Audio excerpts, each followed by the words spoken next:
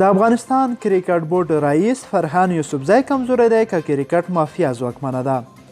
ملګرو په دغه ویډیو کې ډیر جالب او په زړه پورې معلومات درکوو، خو دغه ویډیو ضرور در سره وګورئ ترڅو په اصلي حقیقت ځانونه خبر کړئ چې ولې د افغانستان کریکټ ملي لوبډله په داسې حال کې ده. خو در سره لایک او زموږ یاران ټي وي یوټیوب چینل ضرور سبسکرایب کړئ. ملګرو موږ او تاسو ټول په دې ډېر ښه پوهیږو چې د افغان په ملي لوبډله کې یو ځواکمنه کړۍ یا مافیا شتون لري چې له امله یې په لسګونه استعدادونه ووژل شول او لا هم د وژلو په حال کې دي. اوس نو پوښتنه دا ده چې آیا رښتیا هم دغه مافیا ځواکمنه ده که د کریکټ بورډ ادارې مشر فرهان یوسفزی کمزوری یا هم ریاست د بل چا په غوښتنه کیږي؟ په ډېر لږ وخت کې د افغانستان کریکټ بورډ بېلابېل مشران بدل رابدل شول. ځینو کار وکړ، ځینو اختلاف وزېږول، ځینې پکې شخصي ګټې وپاللې. چا د پیسو ګټلو لپاره ریاست وکړ او چا د خپلوانو لوبولو او په اداره کې د ځای پر ځای کولو لپاره په افغان کریکټ بورډ کې دندې وکړې. خو داسې یو مشر هم پیدا نه شو چې په لوبډله کرکټ کې د مافیا د ځواکمنه ډله له منځه یوسي یا یې هم پلانونه شنډ کړي. خو دا مهال خواشینونکی حالت دا دی چې ورځ تر بلې د کرکټ سره د خلکو مینه کمیږي، پخوانۍ مینه په کرکه بدله شوې. خو په اړه مشران چوپ پاتې دي او لوبغاړي څه چې کوي هغه کوي، که هغه ملت او افغانستان په تاوان یا هم په ګټه وي. پوښتنه دا ده چې ولې د کریکټ بورډ مشر فرهان یوسفزی د مافیا پر وړاندې چوپ پاتې دی؟ فرهان یوسفزی هغه کس دی چې پخوا په لندن کې میشت و، خو څه موده وړاندې افغان ولسمشر له لوري د بورډ پخوانی مشر یوسفزي پر ځای وټاکل شو. لومړۍ ستونزه دا ده چې یوسفزی ځکه د مافیا ډلې په اړه اقدام نشي کولی چې دی پخپله هم د کرکټ په لوبه هغې په ارزښت نه پوهیږي. تر اوسه داسې څه نه دي څرګند شوي چې نوموړي د په خپل ټول ژوند کې د کرکټ لوبه کړې وي یا یې هم ورته کار کړی وي. فرهان د اصغر افغان، رشید خان او محمد نبی له ډلې ویریږي. هغه څه چې د مافیا ډله غواړي هغه فرهان په هغه ساعت هم پوره کوي.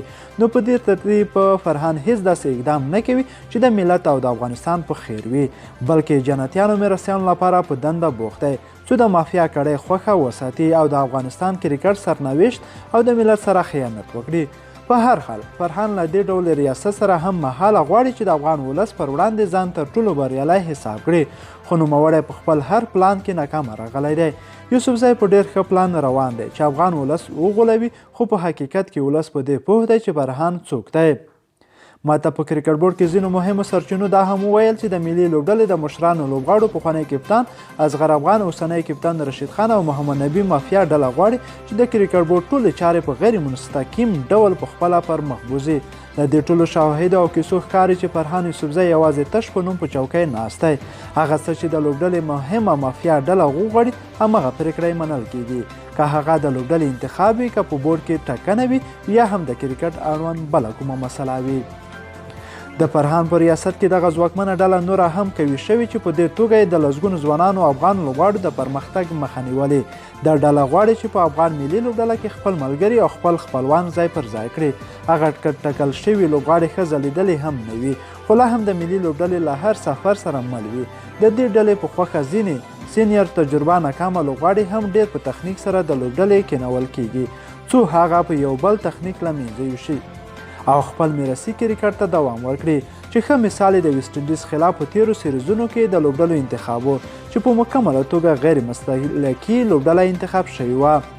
د ویسټنډیز خلاف د تیرو سیریزونو لپاره د لوبډلو په انتخاب کې د رئیس احمدزي ورور نصر جمال، اصغر افغان ورور کریم جنت، د نوروز منګل ورور احسان الله جنت، د رشید خان ملګری حضرت الله زازی، فرید مالک، جاوید احمدي، افسر زازی هم غوره شوي وو چې د تکړه ملي لوبغاړو حشمت الله شهیدي، ځوان نجات مسعود، نورعلي زدران، شهید الله کمال، نجیب ترکی، عثمان غني، شپور زدران، شفیق الله شفق، منیر احمد ککړ او د ورته نور افغان لوبغاړو ځای یې پرې نیولی و. که چیرې د لوبډلې لپاره همدا ډول نسم سلیکشن دوام ولري یا هم په لوبډله کې د مافیا ډله نوره هم ځواکمنه شي، دغه راز د ریاست چارې همدا ډول کمزوري حالت کې وي، نو ډېر ژر به د افغانستان کرکټ بورډ او ملي او 19 کلنو لوبډلې سرنوشت له خاورې سره خاورې شي. ملګرو دغه خبر په خبریال.com ویبسایټ کې راغلی و چې ما تاسو ته وړاندې کړو. هیله ده چې خپل نظر سره کمنټ کې شریک کړئ. تر بیا ښې شېبې.